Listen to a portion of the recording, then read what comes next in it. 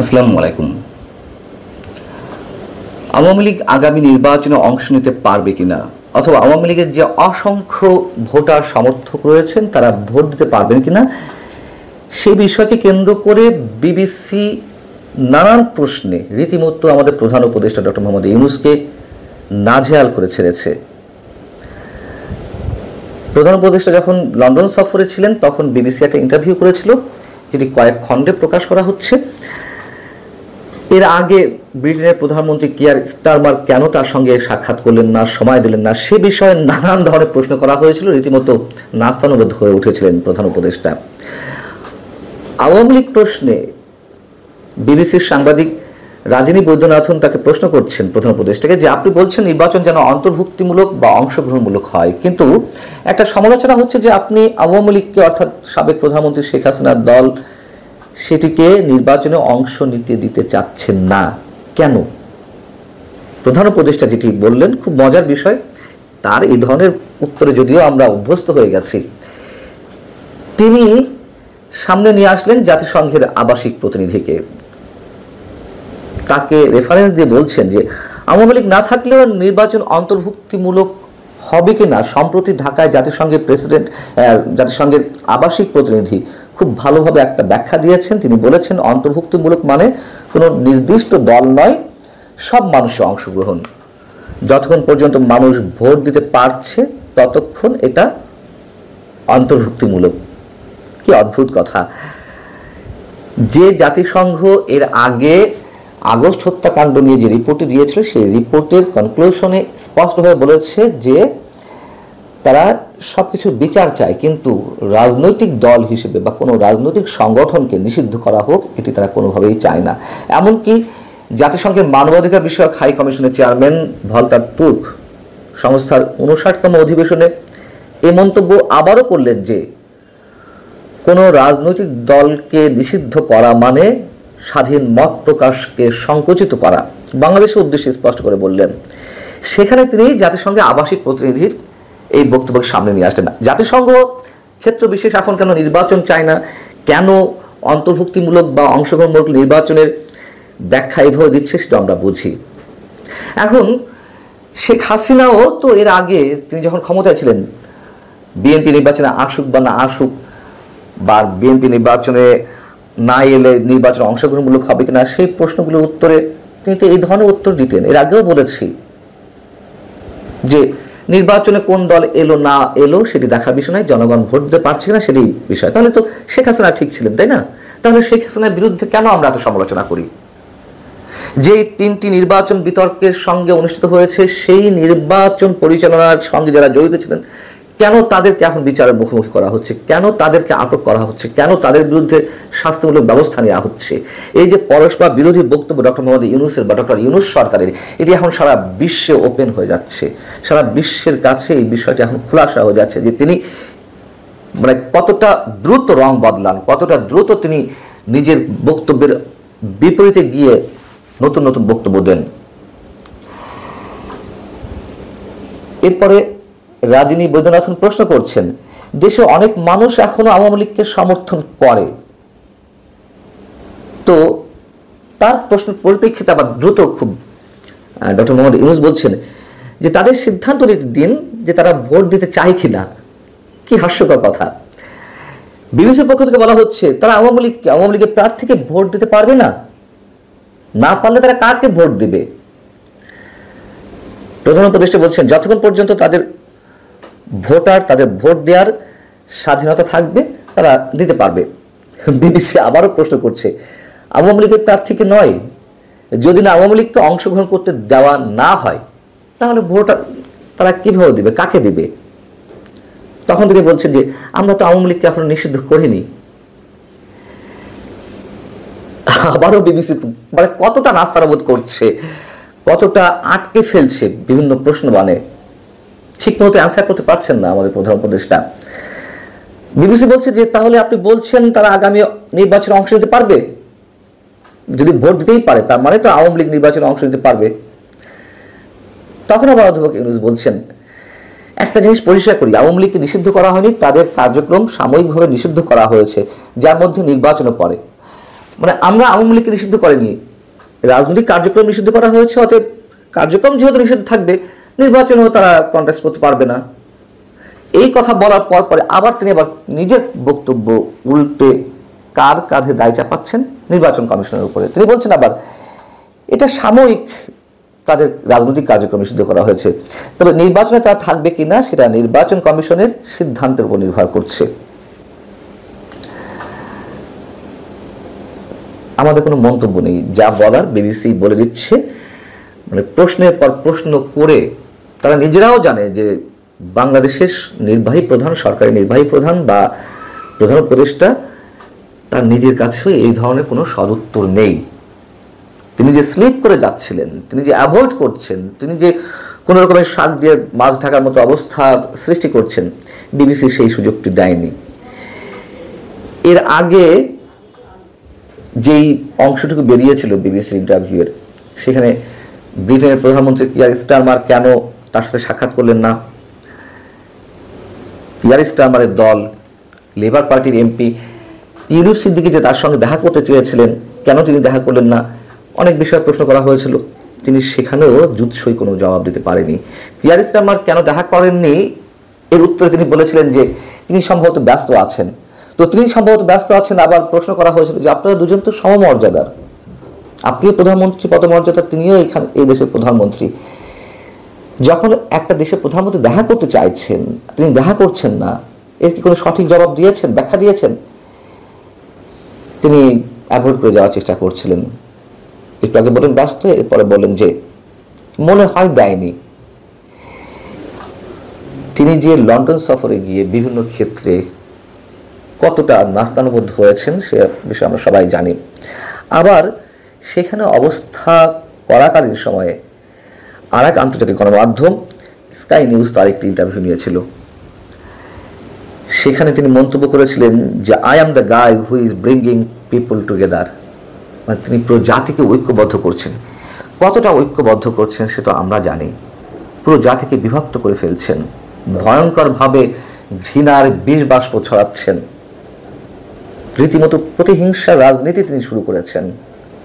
এই হচ্ছেন আমাদের প্রধান উপদেষ্টা, সারা বিশ্বের কাছে একজন শান্তির দূত, কথিত শান্তির দূত হিসেবে তার অবস্থানটি তিনি কোথায় নিজেই নিয়ে যাচ্ছেন হয়তো বুঝতে পারছেন, কিন্তু স্বার্থের জায়গায় তিনি অন্ধ। ডক্টর মোহাম্মদ ইউনূসের কার্যকাল, তার রাজনীতি, এটি আগামী দিনে কিভাবে মূল্যায়িত হবে? তিনি কতদিন ক্ষমতায় থাকবেন?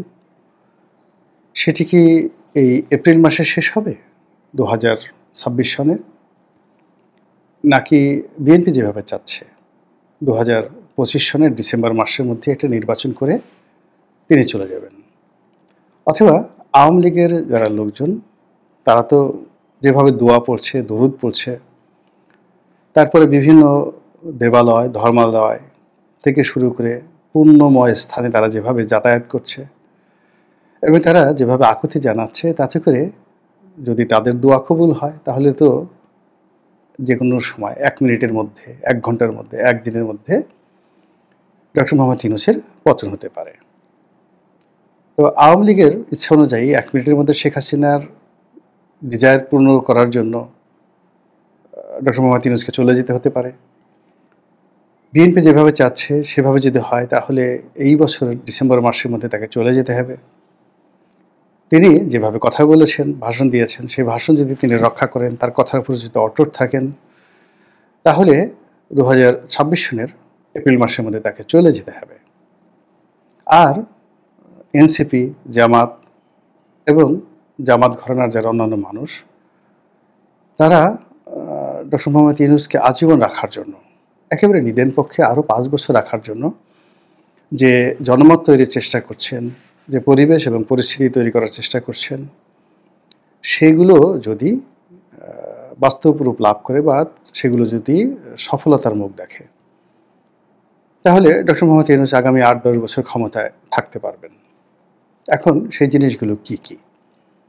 যেমন ধরুন, এখন যদি ডক্টর মোহাম্মদ ইউনূস বা সেনাবাহিনী যেভাবে হোক না কেন, তারা একটা স্টিম রোলার চালায়, চাঁদাবাজদের বিরুদ্ধে, দুর্নীতিবাজদের বিরুদ্ধে, এবং গত কয়েক মাসে যাদের আঙ্গুল ফুলে বটগাছ হয়ে গেছে 10 মাসে, এবং শেয়ার মার্কেটের 1 লক্ষ কোটি টাকা যাদের হাতে গেছে, আওয়ামী লীগের ব্যবসা বাণিজ্য সহায় সম্পত্তি যারা লুট করেছে, তাদের উপর যদি একটা অপারেশন ক্লিন হার্টের মতো গজব নাজিল করা হয়, মানুষ সৃষ্ট গজব, তাহলে পুরো মাঠ ফাঁকা।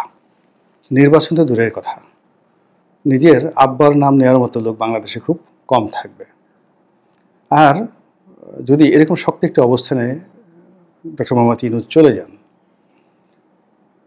এবং সেটা চলে যাওয়ার জন্য তিনি যদি প্রয়োজনে আমেরিকারও সহযোগিতা নেন, তাহলে আমরা দূরে দাঁড়িয়ে শুধু কাঁদব, দেখব, এবং মাঝে মধ্যে উন্মাদ হয়ে শুধু হাসবো। এছাড়া আসলে সহসা আগামী 2-10 বছরে আমাদের জেগে ওঠার কোনো সম্ভাবনা নেই।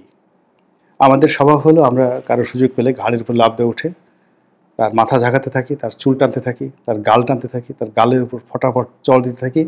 এটি বুড়ো মানুষ থেকে শুরু করে একেবারে অবশ শিশু, আপনি যাকেই সুযোগ দেন সে সেই কাজটা করবে। এমনকি একটা ছাগল, এমনকি একটা গরুর বাচ্চা, ছোট একটা বাছুর, আপনি তাকে একটু পাত্তা দেন, ও এসে, ওর মাথায় শিং নেই কিন্তু আপনাকে একটা গুঁতো সে দেবেই।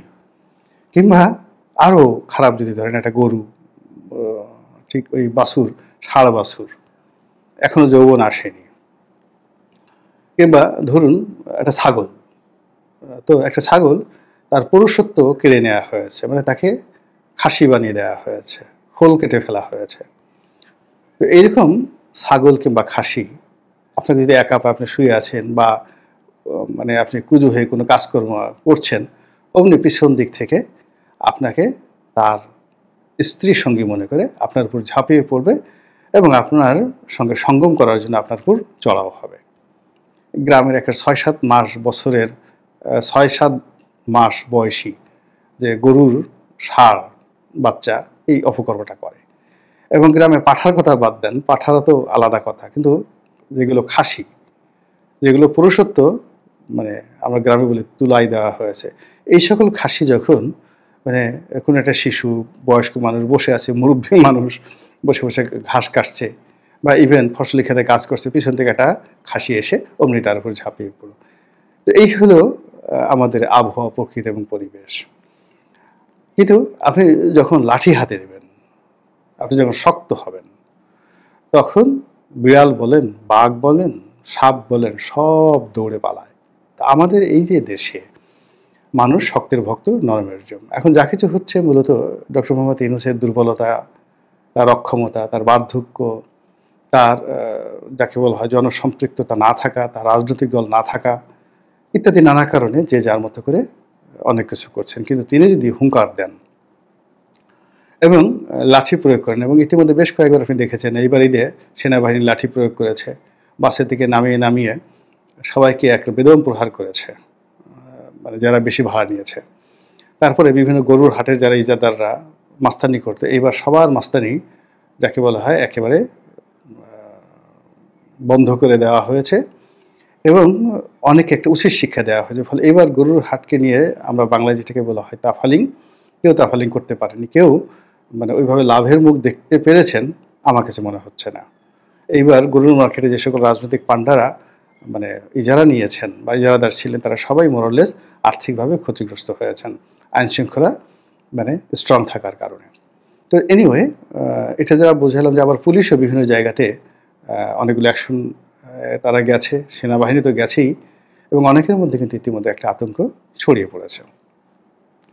তো সেই আতঙ্ক যদি ম্যাটেরিয়ালাইজ করে ডক্টর মোহাম্মদ ইউনূস, এবং ইতিমধ্যে যাদের বিরুদ্ধে প্রমাণিত অভিযোগ রয়েছে গত 10 মাসে, তার সঙ্গে সঙ্গে আগে যে মামলাগুলো আওয়ামী লীগ জমানাতে হয়েছে সেই মামলাগুলো, এমনকি যে মামলাগুলো 111-এর সময় হয়েছে সেই মামলাগুলো এখনও নিষ্পত্তি হয়নি, এগুলো নিয়ে যদি একটু টানাটানি শুরু করে দেয়, আপনি দেখবেন ইয়ানফসি করতে করতে পুরো মাঠ ফাঁকি। তখন ডক্টর মোহাম্মদ ইউনূস 5 বছর থাকবেন না 10 বছর থাকবেন, এটা আজরাইলের উপর, আল্লাহর উপর, আর ডক্টর ইউনূসের মন মানসিকতার উপর। হোয়াট এভার ইজ বেটার বা হোয়াট এভার ইজ আর্লিয়ার। আল্লাহ যদি হুকুম দেন আজরাইলকে যাও, তখন একরকম হবে। আল্লাহ যদি বলেন যে না, যাওয়ার দরকার নেই, তখন একরকম হবে। ডক্টর ইউনূস জীবিত আছেন, তিনি ইয়াদ করলেন সেক্ষেত্রে একরকম হবে। তো সব মিলিয়ে তার যে প্রস্থানটি এটি অনিশ্চিত। আমরা বলতে পারি না যে তিনি আসলে কোনটা করবেন। আওয়ামী লীগের কথা মতো কালকে চলে যাবেন, বিএনপির কথা মতো ডিসেম্বরে চলে যাবেন, নাকি তার নিজের যে কমিটমেন্ট সে অনুযায়ী এপ্রিলে চলে যাবেন, স্টিল আমরা জানি না।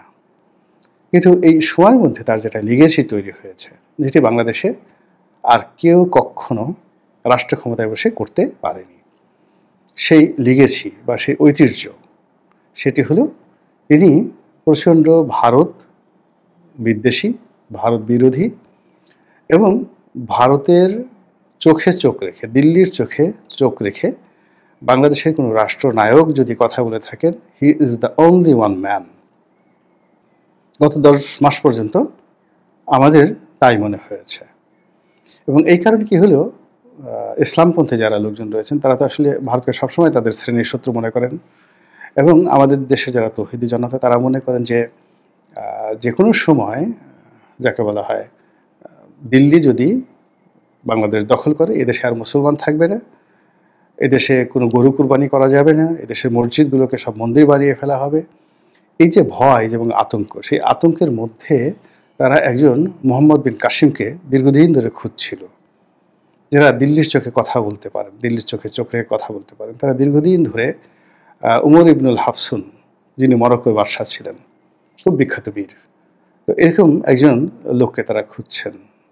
তারা দীর্ঘদিন ধরে একজন খালিদ বিন ওয়ালিদকে তারা খুঁজছেন। তো সেই দিক থেকে doctor Mohammad Yunus most secular একজন মানুষ। নামাজ কালাম, তারপর শেষে কোরআন হাদিস পড়া, ইজমা কিয়াস পড়া, ইসলামী জীবনযাপন করা, এগুলোর মধ্যে আমরা কখনো তাকে দেখিনি। কিন্তু তারপরেও কেবলই মাত্র ভারত বিরোধিতার করার কারণে এবং এখন পর্যন্ত 10টি মাস ভারতের বিরুদ্ধে লড়াই করে টিকে থাকার কারণে তৌহিদি জনতা এখন তাকে মাথায় করে নাচছে।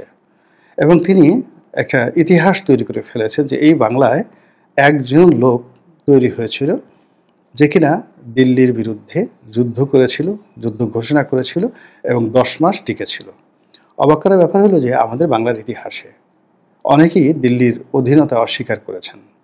ঈশা খান করেছেন, তার ছেলে মুসা খান করেছেন, ফখরুদ্দিন মুবারক শাহ করেছেন, শামসুদ্দিন ইলিয়াস শাহ করেছেন, তার ছেলে সিকান্দার শাহ করেছেন। এই কয়জনের নাম পাওয়া যায়। তো কিন্তু কেউ তারা শেষ পর্যন্ত সফল হতে পারেননি এবং সুদীর্ঘ সময় তারা টিকে থাকতে পারেননি। তো সেই থেকে আধুনিক এই জমানাতে, যেখানে আদিকালে দিল্লি থেকে একটি ফৌজ বাংলাদেশে এসে পৌঁছতে কখনো কখনো 3 মাস থেকে 6 মাস সময় লেগে যেত, আর এখন দিল্লি থেকে যে কোনো একটা টর্নেডো, যে কোনো একটা বোমা, যে কোনো একটা বোমারু বিমান, এটি খুব অল্প সময় 4-5 মিনিটের মধ্যে চলে আসতে পারে।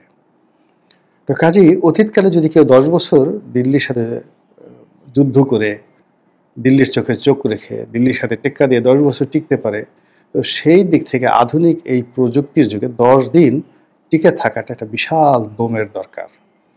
তো সেক্ষেত্রে ডক্টর মোহাম্মদ ইউনূস 10 মাস টিকে আছেন, এটা যারা ইউনূস ভক্ত তাকে